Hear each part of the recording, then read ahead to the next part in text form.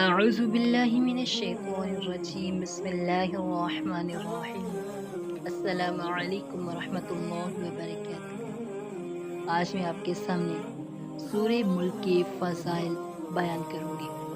یہ سورت مکہ معظمہ میں نازل ہوئی اور اپنی مضمون کے لحاظ سے بڑی اہمیت اور فضیلت رکھتی ہے۔ اس سورت کو تبارک، معانیہ اور منجیہ اور مجادلہ بھی کہا جاتا ہے۔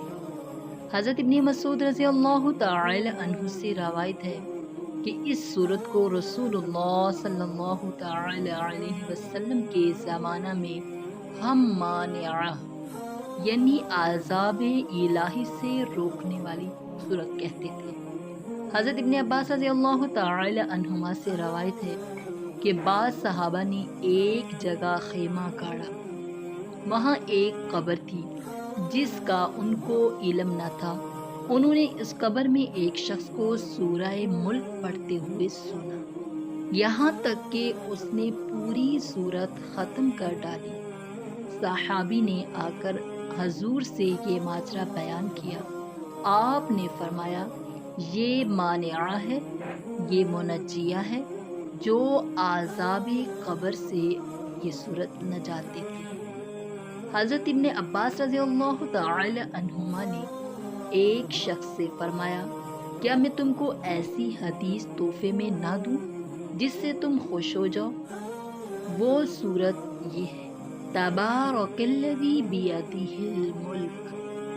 یہ سورت پڑھا کرو، اپنے گھر والوں کو، سارے بچوں کو اور پڑوسیوں کو سکھاؤ۔ یہ نجات دینے والی، قیامت میں مجادلہ کرنے والی ہے، یعنی اپنے رب سے پڑھنے والے کے لیے جھگڑا کرے گی اور اللہ رب العزت سے مطالبہ کرے گی کہ اسے عذاب جہنم سے بچائے۔ اس کی وجہ سے اس کا پڑھنے والا عذاب قبر سے نجات پائے گا۔ اسی طرح حضرت ابو ہریرہ رضی اللہ تعالی عنہ سے روایت ہے کہ رسول اللہ صلی اللہ علیہ وسلم نے فرمایا ہے، قرآن مجید کی ایک سورت 30 آیتوں والی ہے، اس نے میری امت کے ایک شخص کی سفارش کی اور اللہ رب العزت نے اس کی مغفرت فرما دی۔ وہ سورت کون سی ہے؟ سورہ ملک، تبارک الذی بیدہ الملک۔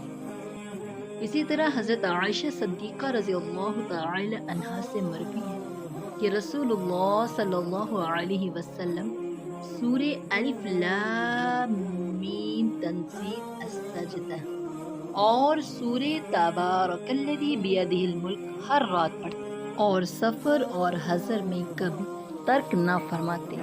چاند دے کر اسے پڑھا جائے تو مہینے کے 30 دنوں تک وہ سختیوں سے محفوظ رہے گا، اس لیے کہ یہ 30 آیتیں ہیں اور 30 دن کے لیے کافی ہے۔ اگر کوئی شخص سوتے وقت ایک مرتبہ پڑھنے کا معمول بنا لے تو انشاءاللہ تعالی اس سورت کی برکت سے وہ قبر کے عذاب سے محفوظ رہے گا، عالم سکرات میں ذرا بھر تکلیف نہ ہوگی۔ قیامت کے دن حضور صلی اللہ علیہ وسلم اس کی شفاعت کریں گے۔ اس لیے اگر اس سورت کو 11 روز تک بعد نماز ظہر پڑھ کر اللہ کے حضور میں کسی مرحوم شدہ آدمی کی مغفرت کے لیے دعا کی جائے تو انشاءاللہ دعا قبول ہوگی اور مرحوم کو اللہ تعالی راحت نصیب فرمائے اور اس سے عذاب قبر ٹل جائے۔